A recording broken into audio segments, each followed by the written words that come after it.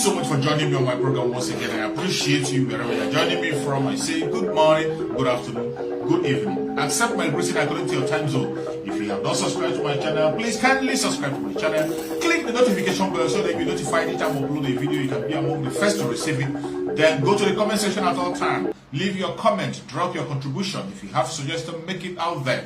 If you have any criticism, put it down on the comment section. It will make us to get better, presenting you a better program. Thank you so much. You are still watching, and you see the enemy spilling the blood of your own people. You are clapping your hands and you are laughing. You are even helping the enemy to take the life of your innocent people. Your days are numbered. Your days are numbered.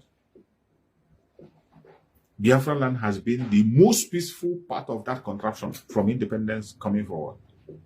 It has been the most peaceful part of the country until the late Muhammad Buhari came in. The late Muhammad Buhari came in, and his major mission was to destabilize Biafra land. The major mission he has was to destabilize Biafra land. Because as they say Fulani men never forgive. And you know, every Fulani man believed that the former government, the former president, Goodluck Jonathan, was an Igbo man. And they were saying that Goodluck Jonathan fought the Boko Haram and many of them were decimated. They are not happy with that. This is one of the reasons you see them taking the life of Biafran people. Many of them are seeing that man, Goodluck Jonathan, as a Biafran. They saw him as a Biafran. And you remember, Goodluck Jonathan fought against the Boko Haram. He fought them. He fought them so much. That was why they pushed all manner of propaganda, both the Chibok girls, kidnappers. They tried to concoct other things and form some other groups to destroy his government. He fought them. And because Goodluck Jonathan fought against terrorists, they never loved him. And not only that they didn't love him, they want to take vengeance. And on taking vengeance, they see him as an Igbo person. They see him as a Biafran, even though he doesn't see himself as a Biafran. They see him as a Biafran. And I can bet you, the destruction of properties and lives you are seeing in Biafran land today was because of the government of Goodluck Jonathan, the way he fought the Boko Haram. What you see in Biafran land today, they call it vengeance. Some of us don't understand these people the way they behave. If you understand them, you will know that everything that is happening in Biafra land today, the attack you're seeing on different people, on different angles, the way they are taking the life of Biafran people, is a kind of revenge. Is a kind of revenge for the attack that Goodluck Jonathan gave to Boko Haram. Even though they were there preaching and saying, oh, he was not doing anything about their security. He's not doing anything. He's not doing that. Pushing the propaganda. Meanwhile, they were the same people who are sponsoring the Boko Haram and pushing them forward to go and begin to take innocent life. They sponsored the Boko Haram. They accused the president, and Goodluck Jonathan himself pushed out the military to go and make the fight. They compromised them. State governors compromised. The military men compromised. They refused to do nothing. Until even Goodluck Jonathan has to go to get mercenaries. Goodluck has to forget about them, go and get mercenaries. That was when he was even able to calm them down. And because Goodluck Jonathan used mercenaries to decimate this terrorist group, a Fulani man is not happy. And every one of them believe that Goodluck Jonathan is a Biafran. Even when Goodluck Jonathan have refused to identify with Biafra people. We know that Goodluck Jonathan is a Biafran. Even though he doesn't know it, or he pretends not to know it, he is a Biafran. That is why it is painful when I see them, people from the riverine area, behaving differently. It is so hurtful, it's so painful. Because for every behavior that they display in that contraption, the people that are being punished are the Igbo Biafrans, their brothers in the mainland. For every of their acts, misbehavior, the people that face the consequence and suffer for it are the people in the mainland. Look at the civil war they talked about. The revolution that was conducted by Chukwuma Kaduna Zogu Chukwuma Kaduna is always from Delta State. We know he's an Igbo man, a Biafran. But today, people from that area are still denying to be Biafrans. Some of them are pretending not to be Igbos. Even when they have their surname, their first name, their mother's name, their language, everything about them is Igbo. But yet, they deny their Igbo-ness. Each time these people do anything, the people that are going to be punished are the Igbo Biafrans. The Igbo Biafrans are still suffering for what the Goodluck Jonathan government did. Whatever thing that Goodluck government did that they felt was wrong, the people that are being punished and are being accused for it are the Biafran people. And they don't hide it. They don't hide it. Today, when a Fulani man is describing Goodluck Jonathan government, he will be describing it as if that it was an Igbo man that was there. That is how they describe it. When they want to make example, they make example with it. As a time that Igbo people were in charge and they were not favored. And we are being punished for it. But painfully, the same people who we are fighting for, who we suffer for, who we are being punished because of, they don't regard us as themselves. They don't care about us. Instead, they join the enemy to attack us. That is how bad it is. That is how bad it is. It is a very painful thing that has been happening. And that is why when you see the idiocy of these people who call themselves elites, the ones that call themselves politicians, every single one of them in Biafra land, if you look at their idiocy, you begin to cry. People that cannot boldly identify themselves with whom they are. Somebody from the north will come to the National Assembly and he say, I am Arewa. Unapologetically. Somebody from the north will come to the National Assembly, will come to the Senate, and he will address himself, identify himself as an Arewa man, a man from Arewa. And people, everybody will relax. Nobody's going to attack him. Somebody from Yoruba land will come out and identify himself as an Oduduwa person. We go ahead to sing the Oduduwa national anthem in the House of Assembly and in the Senate. We identify as an Oduduwa. Hair will not break loose. But you can never see a Biafran from Biafra land identify him or herself as a Biafran in the public. They will never. They are so scared. They can never identify themselves as a Biafran, even when they know that this is who they are. And the enemies know how strong that name is. You're welcome, Pastor Festus. Thank you for joining. We've been restricted from King David Exploit Expose. That is why you can't see most of our videos or most of our notifications. But we will continue. We will never stop. No matter how they try to stop us, we will continue to do what we are supposed to do and continue to speak when we are supposed to speak. It's a challenging time, but we must have to go on. So, time has come that we have to speak to the consciousness of every Biafran. We are one people. These people that call themselves elites and politicians, stop insulting the Biafran people. Stop insulting us. Stop dragging us to the mud. It is an insult for a governor, a newly elected governor, to tell us that in his inauguration ceremony that you are going to invite the arch enemy of Biafra.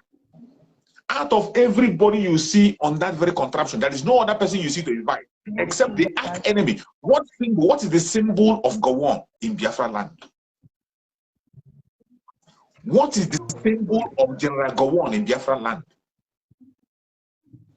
You see what we are saying, that do not trust any politician and don't engage in anything politics in Nigeria. Do not, because as soon as they come, they begin to play the card of the caliphate. What is the symbol of Gowan in Biafra land? What is the symbol? If you know the symbol of Gowan, why must you invite somebody like him to your inauguration? In your inauguration, the most important day of your governorship, you are inviting such kind of a person. What message are you trying to send to the Biafran people? What message are you trying to send to the Biafran people? I'm asking you.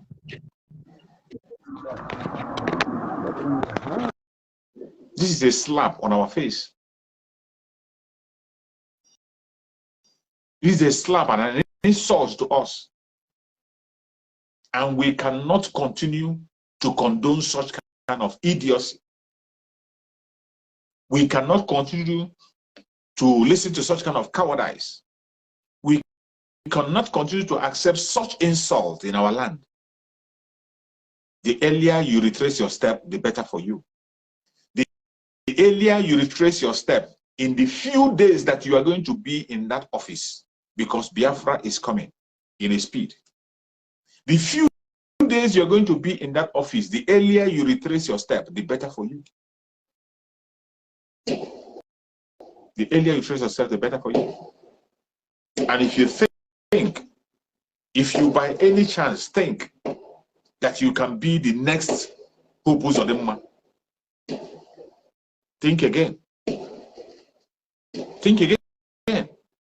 Because we cannot take that anymore. It is no longer business as usual. Today we have Biafra government in exile. Biafra Republic government in exile. We have Biafra Republic government in exile. Under our Prime Minister, Mazi Simon Ekpa, and on the leadership of Mazi Nnamdi Kanu. We take issues serious. Every step you take, we take it serious. Every attitude you display, we take it serious. Every signs around us, we take it serious. And if you think you can spit on the grave of our loved ones, I bet you, prepare for what you wish, because you're going to find it. Be careful what you wish for, because you will definitely find what you are wishing for. That message you want to send by the invitation of Gowon, we have had the message. We got the message loud and clear. But in this era, I tell you, it can never be business as usual. In this era, we take every threat serious. And we don't fold our hands and watch. We work to protect and defend Biafra land. And we will continue to do so. The land of Biafra must be defended. Our quest is not to take over anybody's land. Our quest is not to take any innocent life. Our quest is not to create any chaos. Our quest is to secure our land, the Biafra land. Our quest is to have our independent nation, a nation that we can protect and defend with our blood. That is our quest. And in doing that, we do it unapologetically. You will only be burnt if you decide to be a hindrance. If you make yourself an obstacle as a hindrance to us in getting into that very promised land, you will be decimated. I assure you. But as long as you don't stand on our way, go ahead, do whatever you want to do. Whatever you want to do, go ahead and do it. Pretend as if you don't know us.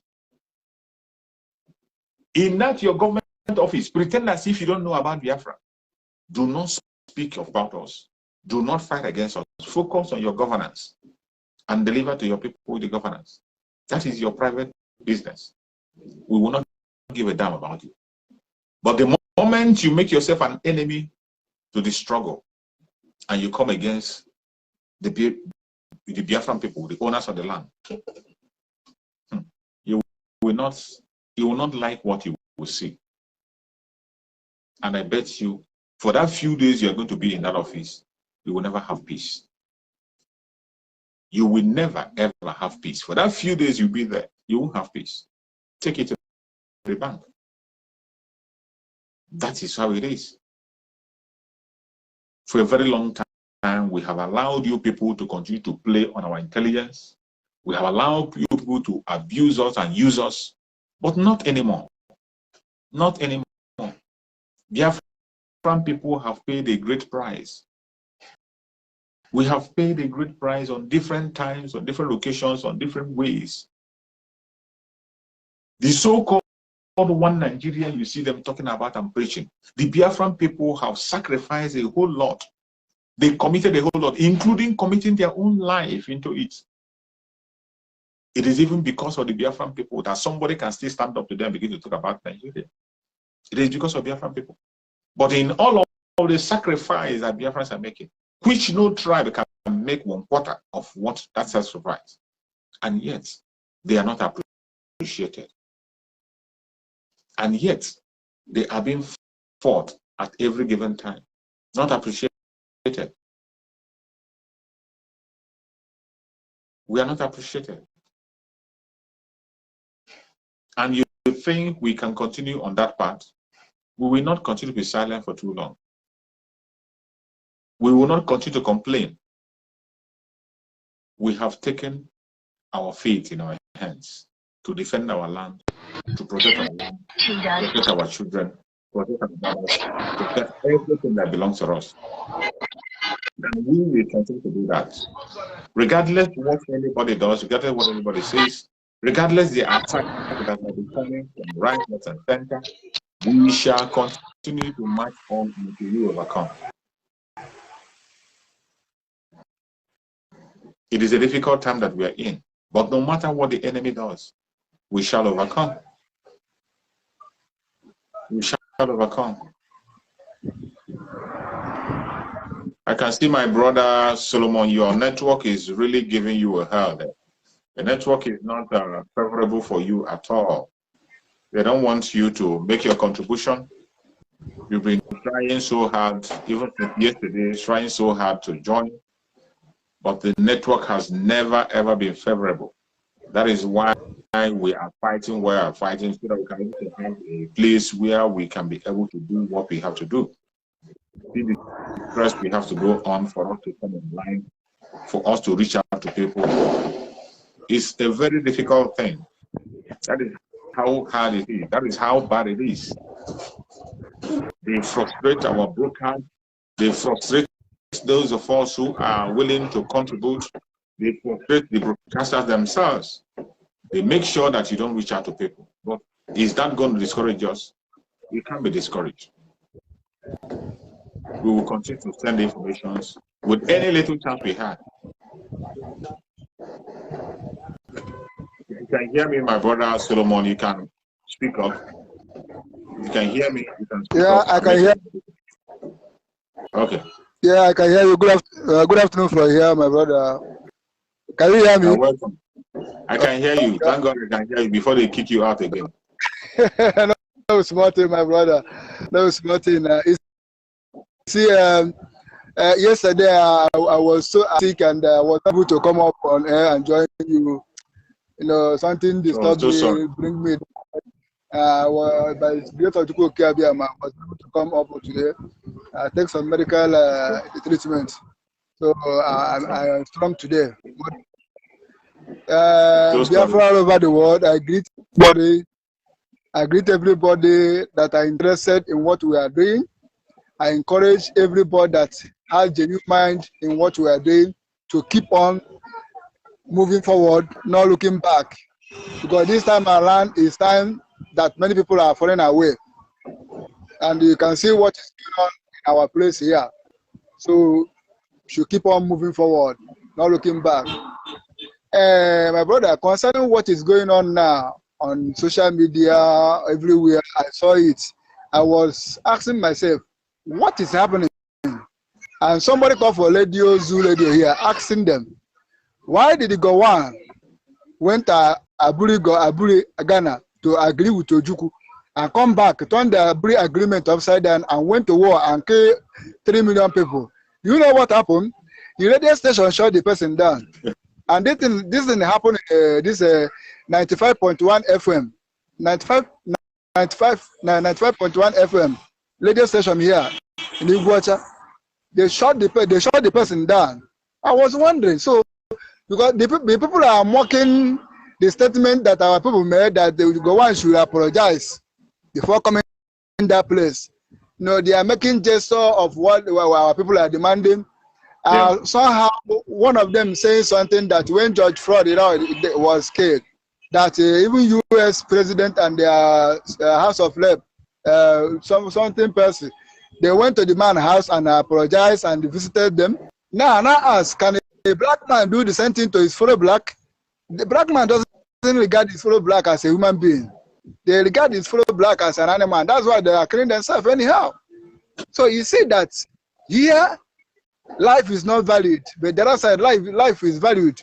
And we, Biafra, are the people that are going to bring life valued in this place. It must going to start from us, because the thing must start from somewhere, and it's going to start from us. That's why they are fighting us left and right, tooth and nail, to make sure life is not going to be easy here.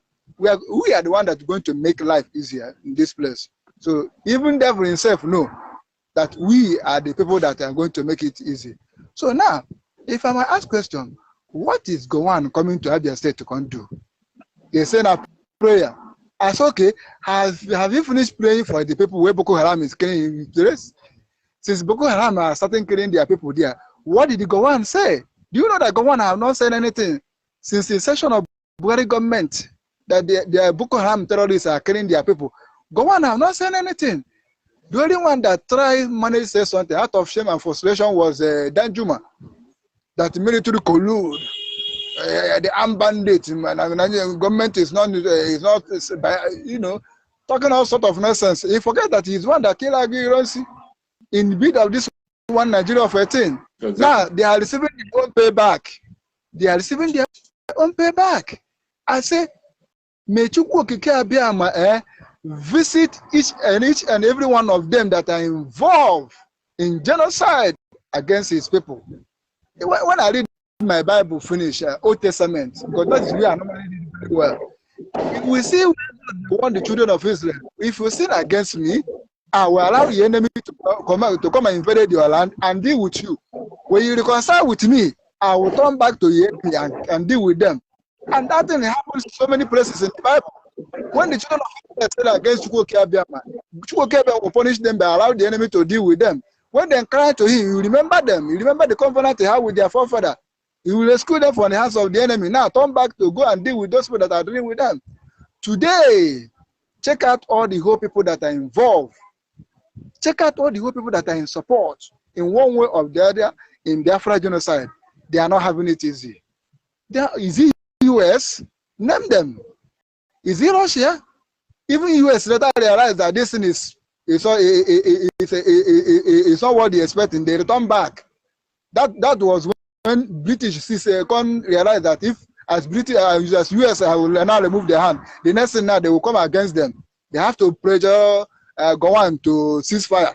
They will say no victory, no vanquish. Gowon, have you forgotten that he is the one that caused this genocide problem we are having today? That he would go to Ghana and agree, signed and sealed, come back here, turn the thing upside down and carry weapons to come and kill our people here. You know, he won't come to play for us in Abia State. Do we need prayer? White man doesn't need prayer to develop in place. Only thing that white man need to develop in place is to work. Create enable environment. Once people are working, money will be coming, tax will be increasing, then we will see development. They don't use prayer to develop their place. So Gowon should tell us what happened in our Aburi Accord between him and our internal leader, General Ojukwu. Somebody said that in the radio, just as I was mentioned. They shot the person down because the person hammered in this here. The guy hit them a very straight hammer on their head. Their head is scattered. They don't feel withstand the young man talk. They just cut it off. And I happened to be here at that time when the radio program was going on. So what did the Gowon coming to Abia State to do? What is he coming to do? Let us know. Is he coming to commit another genocide? He killed our people. And today he have not said anything. Obasanjo did the same thing. Even Sowore was saying it in the channel television. The man that anchored the program was afraid. Oh man, I feel lose my job because I allowed this young man to say this kind of a thing. So when I say, man, don't ask me like that. I know what I'm saying. Obasanjo is the general. He killed Biafran people. You see, and the same Obasanjo come to Biafra land. They say Biafra is dead. You see how these people that are committing genocide against us are mocking our people. And I don't know the person that are inviting them in this kind of by this time. Why are they inviting them? For what reason? My brother, thing pains me when I hear that thing. I was mad. I say, I wish that the ghosts of our ancestors will turn that man brandiness. I think come back the state finish. We will go back brandiness so that we will see that our land they don't want him. Thank you once again, my brother. And with you. Thank you so much, my brother. Thank you so much. I appreciate you. I appreciate you so much. It is so disturbing because the most annoying thing is that it is still the same Biafran people that are inviting him. A Biafran governor inviting him. That is the most disturbing thing. That's why I said in that topic I wrote there, the idiocy of these people who call themselves politicians. Their idiocy and cowardice is so disturbing. Successfully. Their idiocy and cowardice is so disturbing. Put your audition on mute so that the noise will reduce. Put your side on mute. Mute your side. My brother Solomon, mute. Put on mute so that the noise will reduce. Okay. Okay. So that is why it is so disturbing and so embarrassing, because it is still a Biafran governor that is inviting him to come in Biafra land. And what picture are you trying to paint? What symbol? What does Gowon symbolize in Biafra land? You're supposed to know. Gowon symbolizes death. It symbolizes dehumanization. It symbolizes genocide. It symbolizes so many things that are wrong. So why are you bringing him at the very most important time of your own time, which we know that your governorship is going to last for maybe some few months or so? Why are you using that kind of a platform to establish your starting point? These are a group of people that have